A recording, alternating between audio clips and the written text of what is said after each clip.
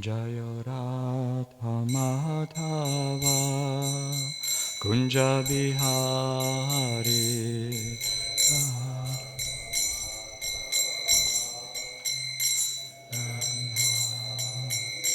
Jaya Gopi Jana Vallabha Girivaradhari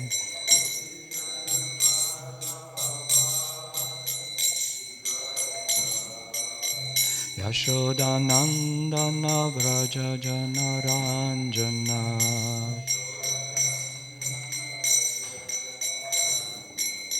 Yamuna Tira Vanachari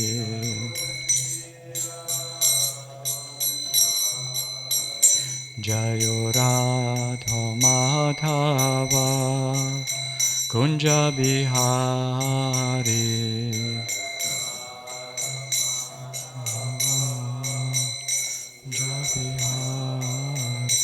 Jaya Gopi Jana Vallabha Girivaradhari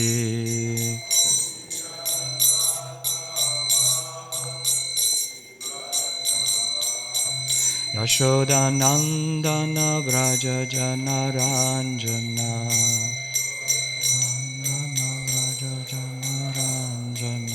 Yamuna Tira Vanachari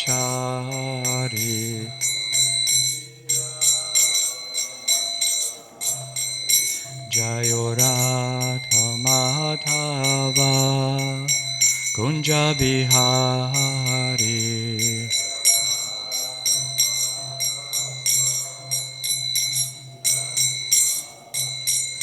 Jaya Gopi Jana Vallabha Girivaradhari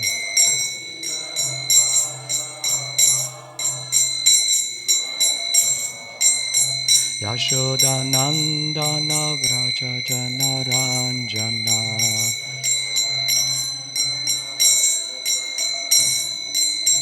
Yamuna Tira Vanachari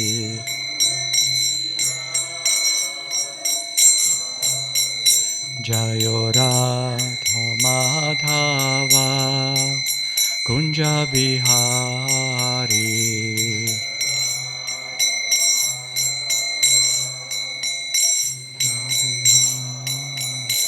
Jaya Gopi Jana Vallabha Girivaradhari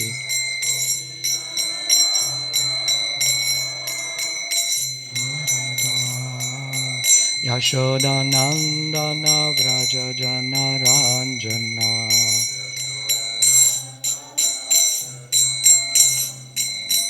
Yamuna Tira Vanachari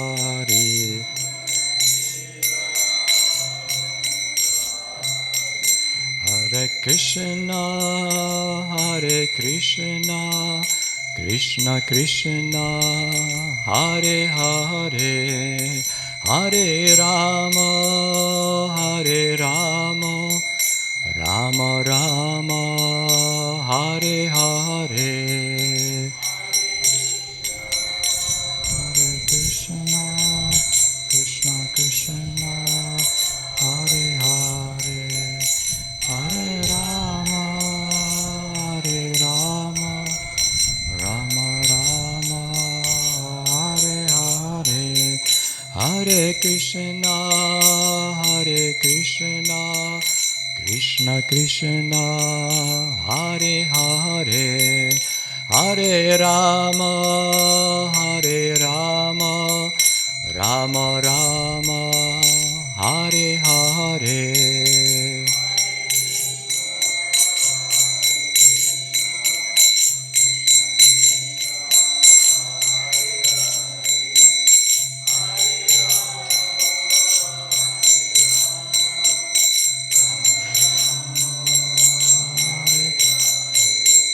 Hare Krishna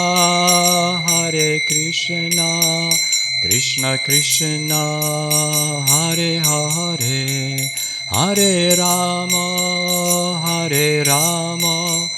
Rama Rama Rama, Hare Hare,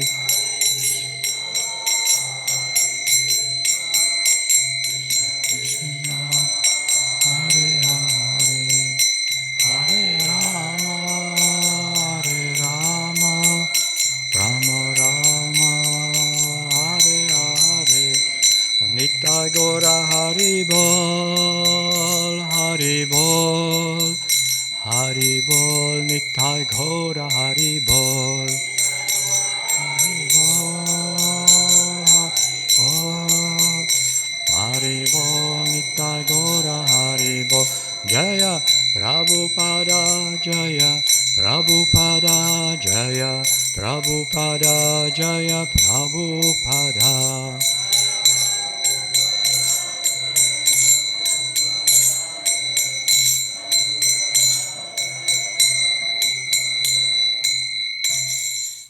Jaya Nitya Lila Om Vishnupad Paramahamsa Parivrajacharya Astashata Shri Srimad Bhakti Vedanta Swami Srila Prabhupada Ki Jai.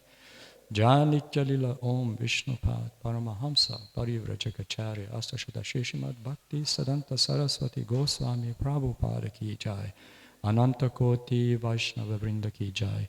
ISKCON BBT Founder Acharya His Divine Grace A.C. Bhakti Vedanta Swami Srila Prabhupada Ki Jai. Namachaya Shila Haridas Thakur Ki Jai. Prem se kaho Shri Krishna Chaitanya Prabhu Nityananda Shri Advaita Gadadhara Shivasadi Gaura Bhakta Vrinda Ki Jai. Shri Shri Radha Krishna Gogopinath Shama Kund Radha Kund Giriraj Govardhana Ki Jai. Vrindavan Mathura Dhamma Ki Jai. Mayapur Navadvip Dhamma Ki Jai. Shri Jagannath Puri Dhamma Ki Jai. Ganga Maye Ki Jai, Yamuna Maye Ki Jai, Tulsi Devi Ki Jai, Bhakti Devi Ki Jai, Samaveda Bhakta Vrinda Ki Jai, Transcendental Book Distribution Ki Jai, Transcendental Prasadam Distribution Ki Jai, Shri Harinama Sankirtan Yagna Ki Jai, Cow Protection Ki Jai. Oh, glories to the assembled devotees, oh, glories to the assembled devotees, all glories to Shri Guru and Shri Gauranga. All glories to Srila Prabhupada. Om Namo Bhagavate Vasudevaya. Om Namo Bhagavate Vasudevaya. Om Namo Bhagavate Vasudevaya. Om Agnati Mirandasya Gyananjaya Shalakaya Chakshur Umatami Tasma Shri Gurave Namaha. So, reading from Srimad Bhagavatam, Bhagavat Purana, the Supreme Purana, Canto 3, Chapter 21, and there are two verses, 42 and 43.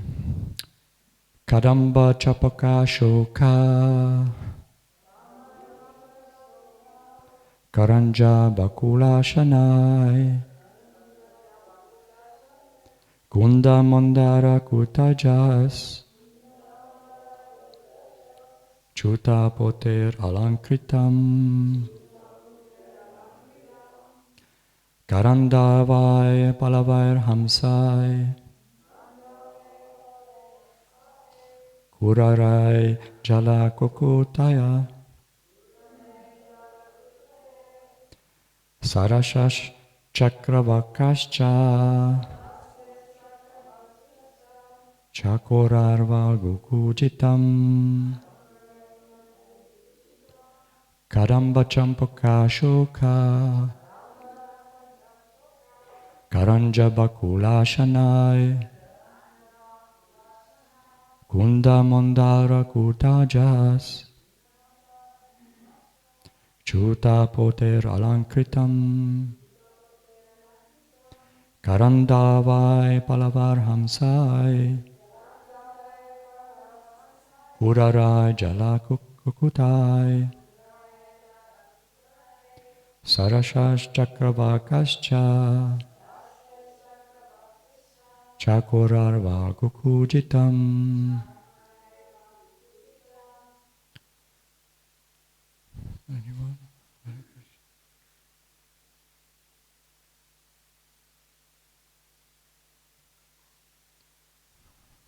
Anyone like to repeat? Mhm. All right.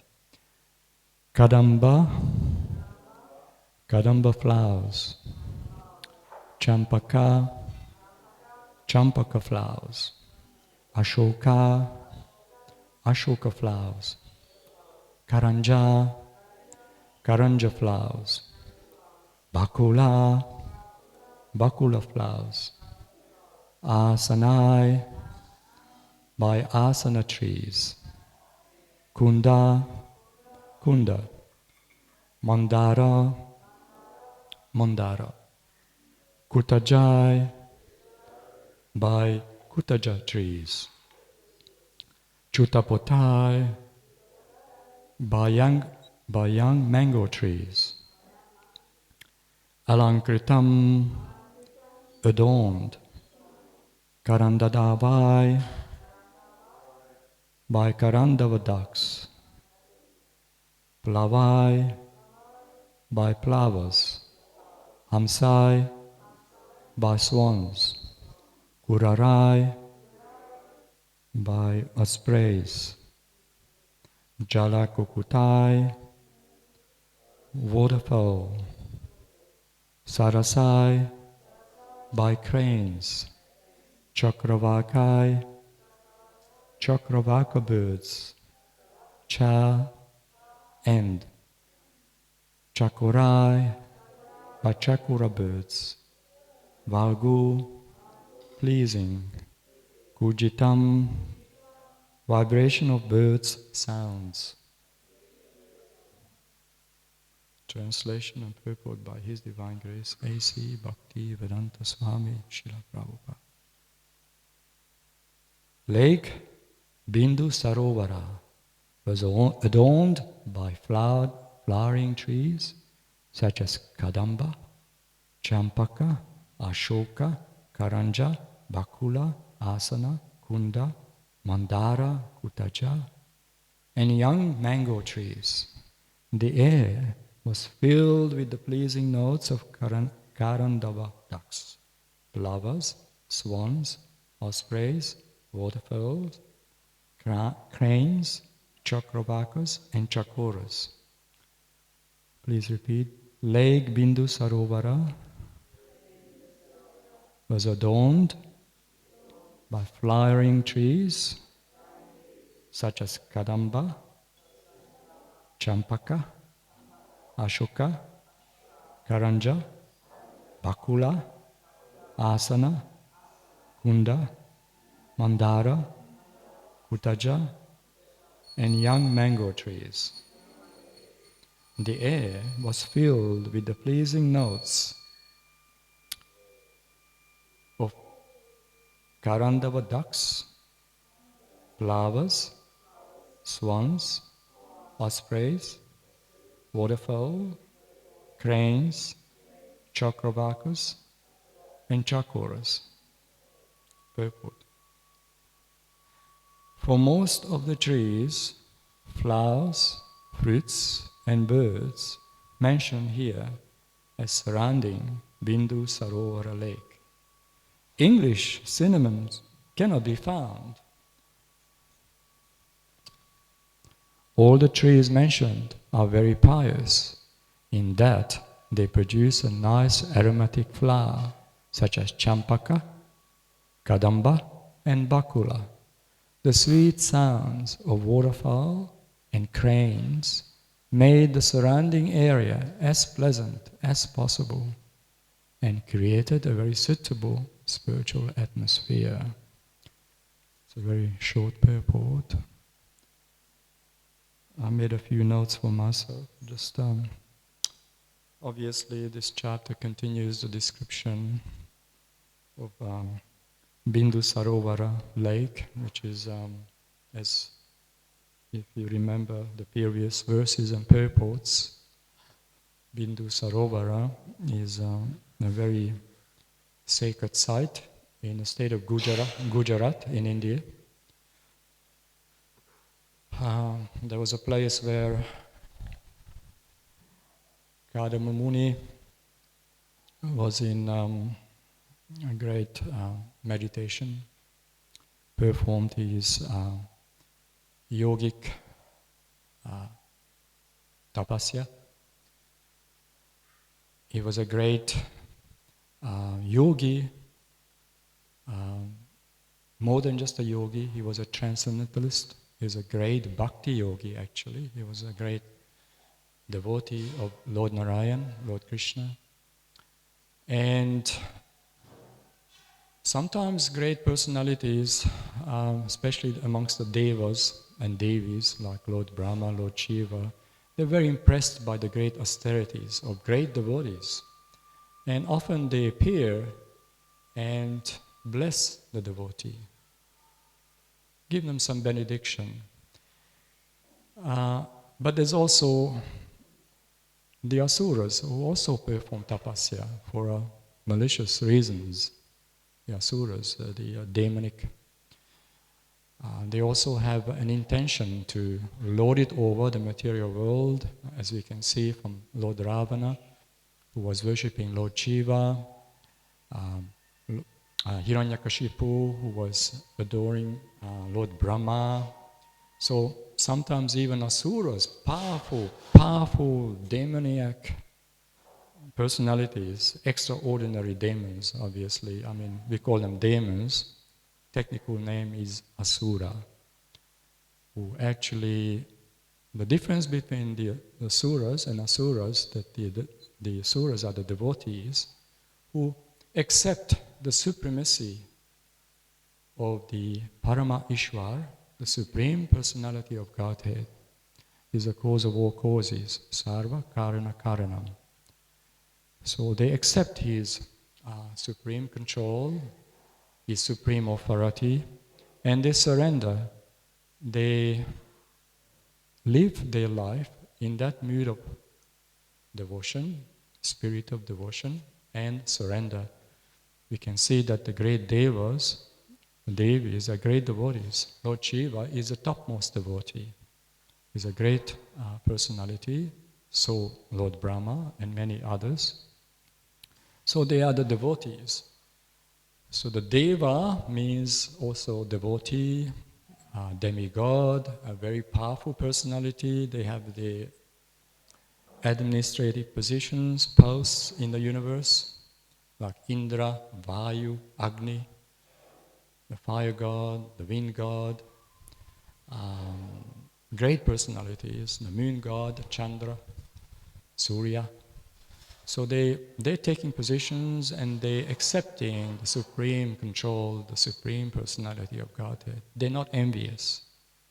On the other hand, the asuras, who have demonic propensities, and the reason they are called demons because they actually, the underlying cause, that they're envious of the supreme personality of Godhead.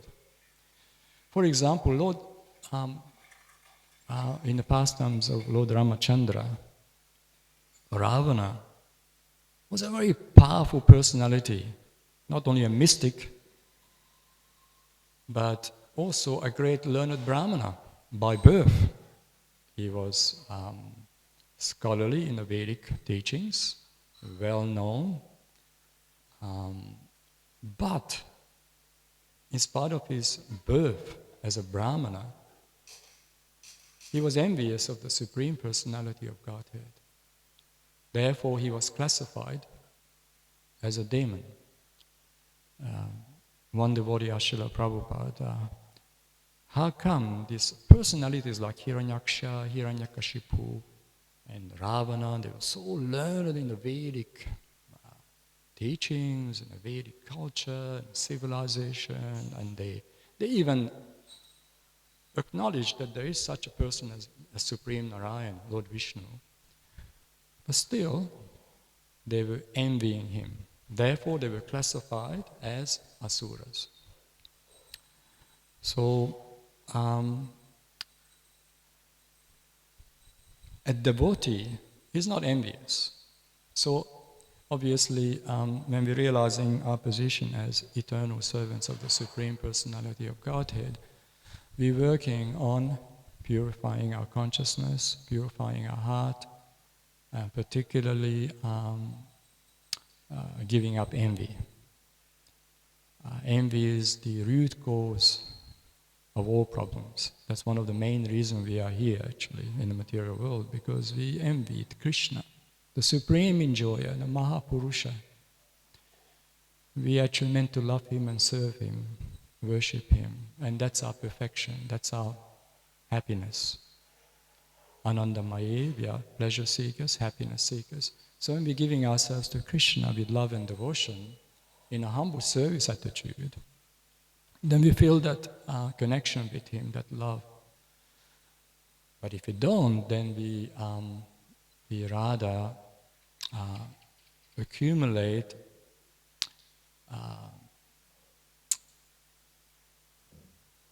that tendency of displeasing him and envying him, which binds us in the material world. You can see in the material world this propensity to enjoy independently is such a deep-rooted in the subconscious, in the psychic of the humans, that we don't even realize what's happening. We don't realize that we're always serving. If we don't serve Krishna directly, then you're serving his illusory potency, energies. We're bound to serve. We are servants. We cannot be independent. We're never independent. So an intelligent person who sees through the eyes of Vedic wisdom, Jnana Chakshusha, who understands that there is actually a deep meaning here, that one should give his life and his service and his everything to Krishna, offer. So that's called sacrifice. We're sacrificing our lives to Krishna, giving our lives to Krishna. So we are here to not only surrender to Krishna, but we're here to cultivate that sentiment of love and devotion, feeling of giving, selflessness. And Srila Prabhupada and the great personalities, especially the Mahajanas, the authorities of Vedic teachings, we have 12 Mahajanas. We can see Narada, Lord Brahma, Hanuman, Bhishmadev, and all great personalities. They representing the utmost purity of Vedic knowledge. They are the authorities. So our parampara, the disciplic succession, representing the Mahajanas, and the Mahajanas representing the Supreme Lord Narayan, ultimately Krishna himself. Krishna is the ultimate authority. So Kadama Muni in this context was a great devotee, more than just a demigod. He was a great yogi, and obviously he incarnated on the behalf of the Lord to perform this lila, because as you read the chapter later on, Kadama Muni married the daughter of Manu.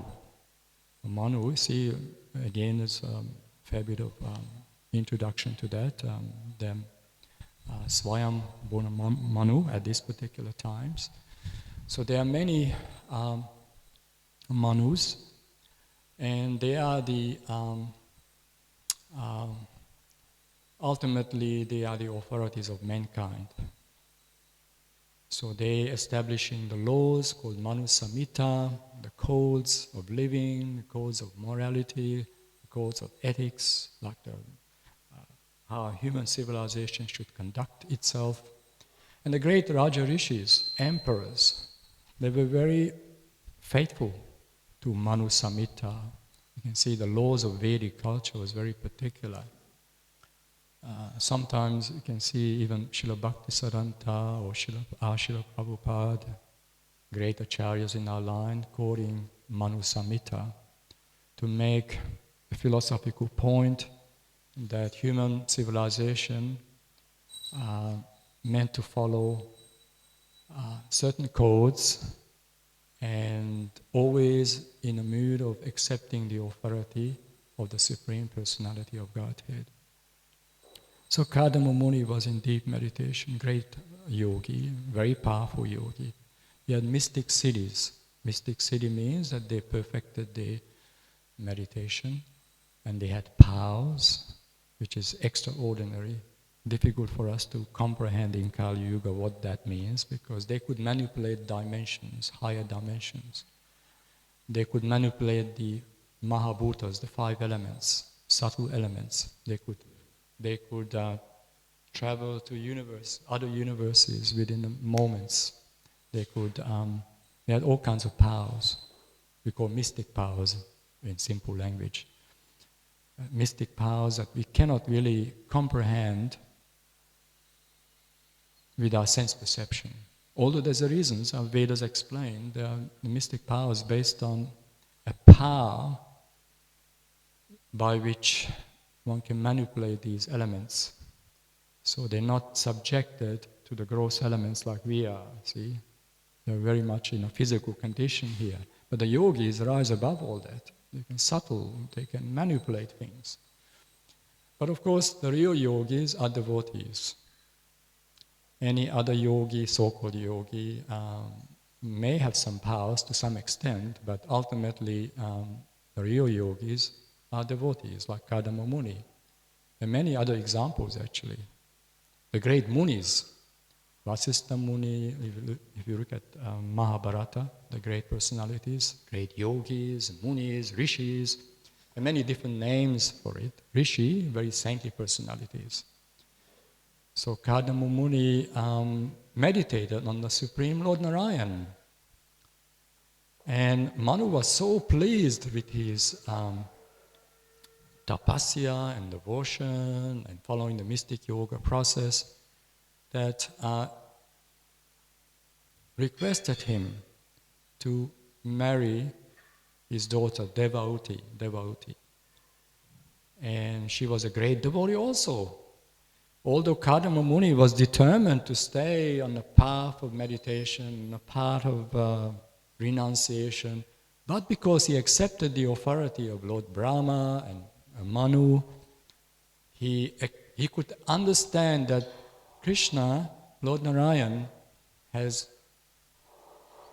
a very grand plan here, cosmic plan, not just an individual kind of plan. Rather, it's a cosmic plan. So Kadama Muni played a role in that.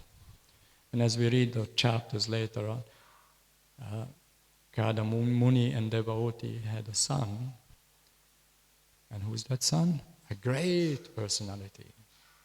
Very, very famous avatar, direct expansion of the Supreme Lord, Kapila Dev. And Kapila Dev is, as we read this particular canto, beautiful pastimes. Because Kapila Dev appeared as a son of Devauti. And to the point that she took shelter of her own son, Kapila. And Kapila became her guru, in one sense. Krishna is the ultimate guru, Paramaguru, Chetya Guru, Paramaguru. So Kapila Dev explained the Sankhya Yoga, the proper Sankhya Yoga, because there are many interpretations also. There are so-called Kapila avatars too. As Srila Prabhupada points out in the purports that there was a fake Kapila who pretended to be a Kapila, some mystic. And that can be a bit deluding for ordinary people because they can't distinguish. Sometimes there are some powerful yogis claim to be avatars, but that's not always the case. Only a great rishi or great saintly personalities can distinguish, oh, this is a false avatar, this is just cheating, exhibiting some mystic powers and delude the public or delude the followers or delude sometimes even demigods. Depends on their power. But Kadama Muni realized that his son was directly the Supreme Personality of Godhead, Kapila. Kapila explained the Sankhya philosophy, which is a detailed and scientific analysis of Vaishnava Siddhanta and devotion service. So Kapila Dev explained systematically the science of devotion service. and is also known as Sankhya philosophy, Sankhya. So devotee was a very famous personality. She was a great devotee, one of the most exemplary, chaste wife. She agreed to serve her husband, Kadama Muni, who was a great yogi. And of course, Kadama Muni responded to her and created beautiful palaces. Kadama Muni was a very powerful yogi. He created Vimana, a powerful flying city. We have no idea. The Vedic technologies were so advanced that these yogis could create, we call Vimana, a very powerful, invisible, higher dimensional aircraft. Not just a small aircraft, flying cities.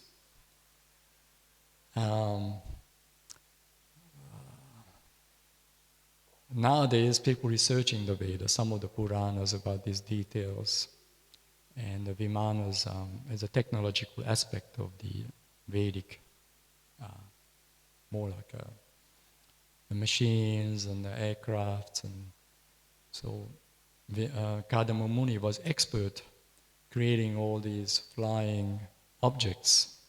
They were traveling one planet to the other, so they had everything intact, the whole city, and the palaces, just like the flying city. So he wanted to please devotee because devotee was so devoted to Kadama Muni that she's losing her health. She took up the mood of her husband. She became a tapasya also. This is a very interesting psychology here, and Srila Prabhupada emphasizes a husband is very pure-hearted and religious, and the wife is similar. She's willing to align herself with the husband's nature. Then usually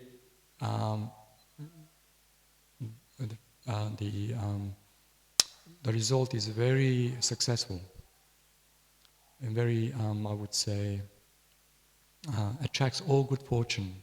Lakshmi, the goddess of fortune. In this case, Kapila Muni appeared.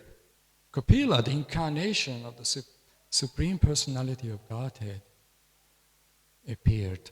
So that means Krishna was very happy with devotee and Kadama Muni's marriage. So you can see that although the Vedas promoting tapasya, but there are many cases where great divine marriages, great personalities, great devotees, great women, great men, great personalities combine to please Krishna. That's the purpose of this. When we actually, just like Kadama Muni and Devavati, who was very loyal, very chaste, she's known as Sati also, very chaste, very pure. She was very pure to her husband, and her husband, because being a great devotee, very pure-hearted, responded to her. So there was a mature reciprocation going on, loving reciprocation. So this is the idea. So when we understand that Krishna is the object of love, then everything is okay. Married life is okay. Everything is okay. As long as we put our minds and hearts to Krishna, everything is nice. In spite of all the external challenges we have sometimes, being in a material world. But if we don't understand this, then everything is troublesome. So you can see the Kadama Muni and Devavati is very exemplary.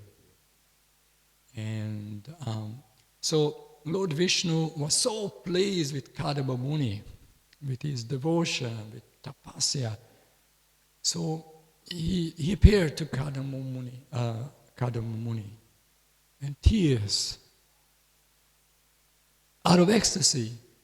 Lord Vishnu was in so much ecstasy to see his great devotee, Krishna himself.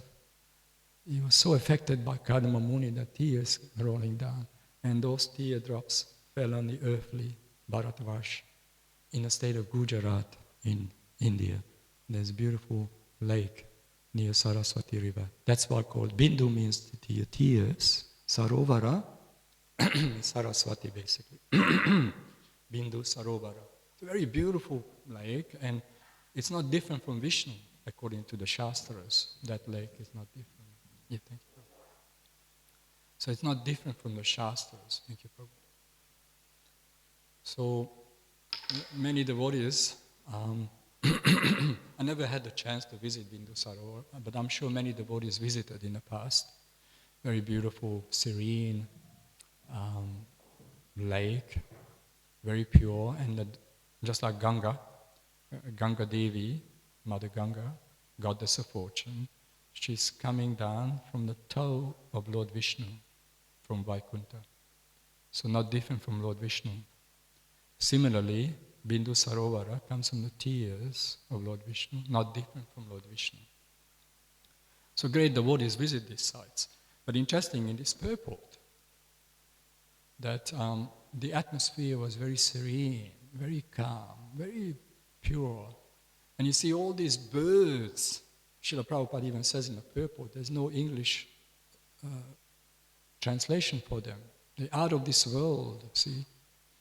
Some birds we know, for example, flowers. There are so many different flowers coming down from the heavenly regions. The great devas used to bring these flowers down to help the pastimes of Lord Krishna, just like Champaka or Kadamba. We are very fortunate to have a Kadamba tree here. It's beautiful. And so, one of Krishna's favorite trees, of course, Tulasi Devi, and Kadamba. Kadamba, because you see the flowers are very beautiful, like a little ball and like a golden color. Especially if Krishna can see the Kadamba tree. Imagine I have a big window here. Krishna could see this beautiful tree. So Kadamba is a very, very auspicious tree. So these trees Srila Prabhupada mentions and Vyasadeva mentions in this, are very pious, very auspicious. Just the presence of these trees. For example, the neem tree. Srila Prabhupada gives a very beautiful purport in the Chaitanya Charitamrita about the benefits of neem, spiritual and Ayurvedic benefits also. And Mahaprabhu appeared under the neem tree, Nimai Pandit. So you can see some of these trees, and they're not from this realm. They incarnated to facilitate the pastimes of Krishna. Similarly, the birds. And so many birds and flowers. Mango trees is also very auspicious. Mango leaves, they use it, coconut leaves, mango leaves used in sacrifices. The Yagnik Brahmins, fire sacrifices, all the rituals. So they're using these. So the other thing interesting to note in this short purport that Srila Prabhupada mentions the serene environment, very peaceful, calm environment. So it is important that with our lifestyle, especially very blessed to have New Govardhana as a place of residence, and also practicing devotion service nicely together in the association of like-minded devotees, is that we create an attractive environment for the general people. People visit the farm, they feel that this place is like the spiritual world. Of course, this is high ideals, but it is also for preaching. So we show the world that there is a way out of this turbulence, material world out there, chaotic, so much stress and anxiety and suffering. When you come here, the presence of the Lordships, Archa, Vigraha, beautiful worship going on all day. We're expressing our love, we're cooking for the Lord, we're dressing the Lord, making garlands every day. It creates a very sanctified environment, very blessed environment. So when people come here, just affected by that beautiful, gorgeous deity worship, that's why the pujaris, the brahmins, they have to have a high standard of consciousness. They have to really be attentive to their service. And so when we invite a guest here, when we have programs, or whoever visits this beautiful farm, we can have an impact on them. We can have some purity. We can attract them, appeal to their heart, appeal to their intellect. So we have so much to say about Krishna, of course, but ultimately comes down to our simplicity, purity, and peace of mind. Because we can see in the material world, it's so much turbulence in every level, and people are not happy. They have all the affluence, all the technologies, everything. I mean, you can see that there's a pinprick in the whole thing. There's missing link. They don't have Krishna. They don't have this connection with Krishna. Therefore, suffering takes place. And the suffering takes place in many different levels. But when they come here, they see the devotees. We may not be so advanced, but we have sincerity. We have love and devotion to Srila Prabhupada and the other devotees and the Lords. So people come here, they get affected. Wow, there's an attraction here. There's a special place. They may not be able to understand it right away, but they feel something. They're attracted to us. So this farm should be like Bindu Sarovara, create a peaceful environment with love and devotion. Peaceful doesn't necessarily mean that just quiet, not that kind of. But peaceful means that our consciousness is peaceful. We are content with devotion service. We are satisfied with Krishna consciousness. We're not agitated by other things. So we remain fixed in Krishna consciousness. Let's just serve Krishna peacefully and just apply the process, and that will attract people naturally. And when people come, they also get benefited. I mean, one of the main qualities of a Vaishnava is compassion and wanting to help the world. We want to help others to be happy, free from suffering. So we don't just focus on ourselves. We want to help others. Devotion service based on selflessness. Because we can see that there's so much suffering going on. Especially when we go out, we can see when we go out in Harinams or book distribution, especially when you do book distribution, you can see people come to you and they feel good with you. They take the book and they reveal their concerns and they complain about the material world. I'm not happy this way. I meet so many people just revealing their minds to you because they suddenly have a sense of trust. Wow, this person is very genuine, sincere. Then subconsciously, directly or indirectly, they consult you. How can I help myself? What can I do? I'm suffering. So much anxiety. My family, my job, my health. So Krishna consciousness is the ultimate answer, the ultimate solution to all problems. And out of all that, the chanting of the holy names, Sri Nama Sankirtan is the solution to all problems. So when we chant the holy names of Krishna, our hearts, our minds getting purified and cleared of all misconceptions, illusions which holding us back in the material world. And this is when the soul, the jiva, atman, the pure soul blossoms in happiness. Ananda, Anandamaye, beautiful. That's why you can see we all had experience to some extent that when we enjoy kirtans or nice festivals, we feel our hearts open. We feel happy and joyful. We are freed from mental anxieties, at least for the time being. So this not only benefits us, but others also. Therefore, Srila Prabhupada says that purity is the force. Purity is the force that attracts people. You can see we are genuine, we have nice qualities. The devotees have nice qualities. So let's work on our qualities individually and collectively. And so And then obviously this chapter will continue. This very beautiful chapter though, if you look into the previous verses, Manu, who is the authority of mankind, the original forefather of mankind, and Kadama Muni had this conversation here, and now we come to the point of Bindu Sarovara and the sacred sites and the serene environment. Srila Prabhupada said,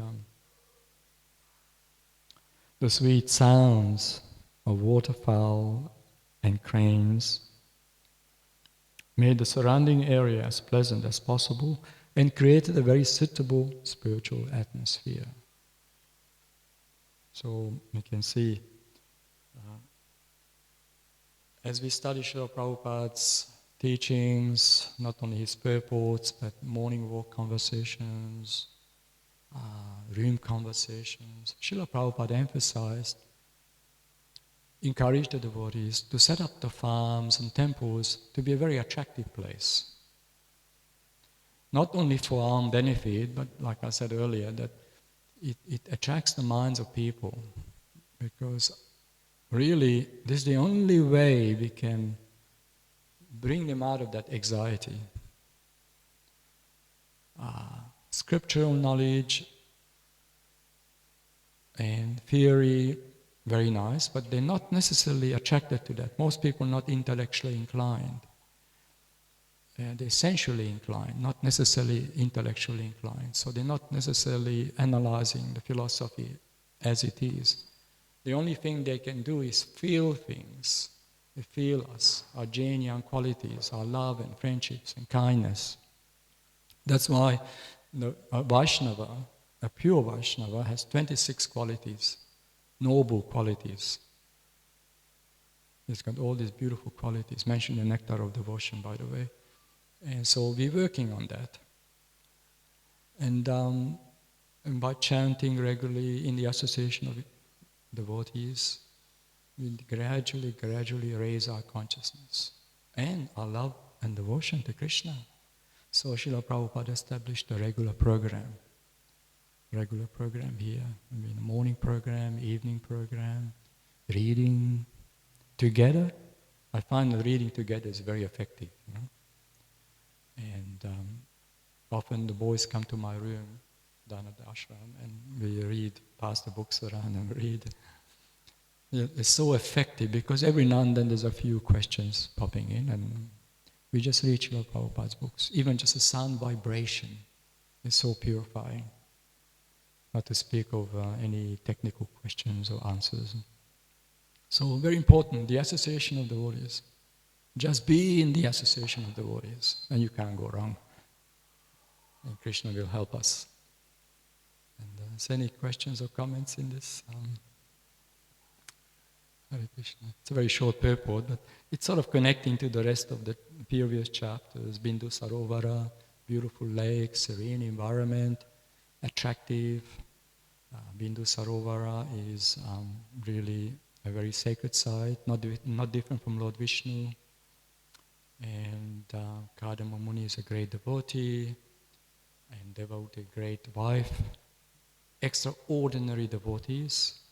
Kapila Dev, a great avatar, directly became their son.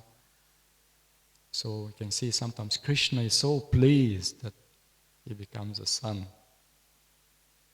of a mother and father in the material world. Amazing. That's like Yasoda, Devaki, and Vasudeva. We can see that Krishna actually chooses the best of best. Ultimately, Krishna has no father and mother. But if he's very pleased, he can play the role. He just likes to be with the devotees. Krishna is enjoying our rasa, our relationship with us. So sometimes Krishna becomes the son of a devotee. Amazing. So, and we can see in Vrindavan, for example, Vrajamandal Bhumi, there is a parenthood. Everyone, they deal with Krishna as Krishna is their child, Kana. A little boy. So Krishna is like a little boy in Vrindavan. He's like a darling of Vrindavan.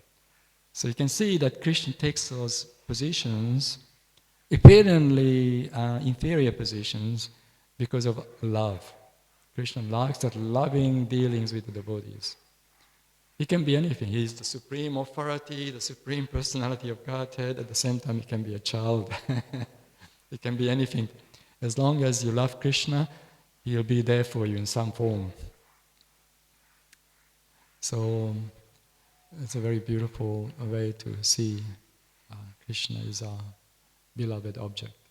More you love Krishna, more you love everyone else too. Krishna brings us together. That's why we are here in the first place. That's the whole purpose of Srimad Bhagavatam. The ultimate Bhagavat Purana, the supreme Purana. This is the cream of all Vedic knowledge. See? It's like Srimad Bhagavatam. Srimad Bhagavatam. Yes. Srimad Bhagavatam. Srimad Bhagavatam. Also known as Bhagavata Purana. Purana means history, Vedic history. Bhagavat, supreme. Supreme Purana, the supreme history. So this gives us clear direction. Krishna is the supreme personality of Godhead, and we are his eternal servants, and human life has an objective, and we're working on purifying ourselves, understanding who we are, realizing who we are. I mean, we can theoretically touch that we are not the body, of course, but we have to realize it also. We have to feel those emotions of love and gradually, like I said, raising our consciousness to pure love, unconditional love. See? Prema, beautiful. I mean, we can only just theorize, but we have to feel these things. We have to develop that. And then we become successful. Human life becomes successful. And that's the true purpose of human life, actually. To understand the self, to understand Krishna, our relationship with Krishna, and to develop our love for Him. That's it. We're perfect. Nothing else to do here. But if we don't understand this, then we go through all the tribulations. That's also purification. Because we ultimately life teaching us that we cannot be happy without Krishna. There's no question. There's no question to be perfectly happy without Krishna. And if we don't realize that, life will teach us. I'm sure we all have that experience.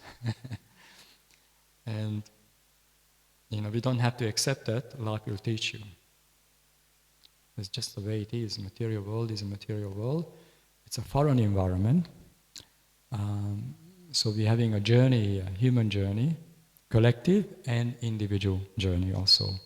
And everyone's got their own destiny or whatever. And those destinies filled with all kinds of reminders.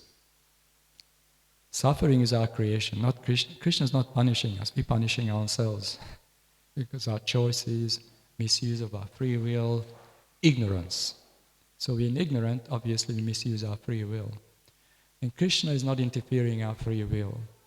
That's the only thing He does not interfere. Because we are free individual beings. He accepts our individuality. So therefore we have to have wisdom and knowledge and spiritual strength to come out of this. We have to learn how to get out of this material world, take shelter of the higher process. And that's why we have the great teachers, the great spiritual masters, the Mahajanas, and the Vedic Shastras, the sacred Shastras, the scriptures. We take shelter of this. Guru, Sadhu, Shastra. Sadhu, saintly persons, like-minded devotees, advanced devotees. Soon you see an advanced devotees, take advice. Serve them. Offer service. And equals, we make friends. And someone who's less advanced than you, encourage. Because we're meant to work together as a family in the service of Krishna. And Krishna is very pleased. He's blessing us And individually and collectively we will be successful. So this is how we please Krishna. And hopefully we can return back home to our original position, Nitya Swarupa. We can serve Krishna without any material obstacle, because now we are always some challenge and obstacle. Even just the body itself is bothering us. This machine, biological machine. So in any moment we feel like this, it disturbs our consciousness. So if you're healthy, you may be able to kind of navigate, but even then it's hard because the mind is there, see? So we also have problems here. And that's why we have to just hang on to the Shastras and the chanting of the holy names. And if you feel a bit of weakness, any spiritual difficulty, take shelter of the devotees, take Krishna Prasadam, chant the holy names. Then Krishna will help you. Because Krishna is always ready to help us, you see. But he's not interfering our free will. He wants us to understand this and make an effort. Krishna helps those who help themselves. So let's help ourselves and Krishna will help us. Hare Krishna. Srimad Bhagavatam ki jai, Srila Prabhupada ki jai, Shri Vyasadeva ki jai. Hare Krishna.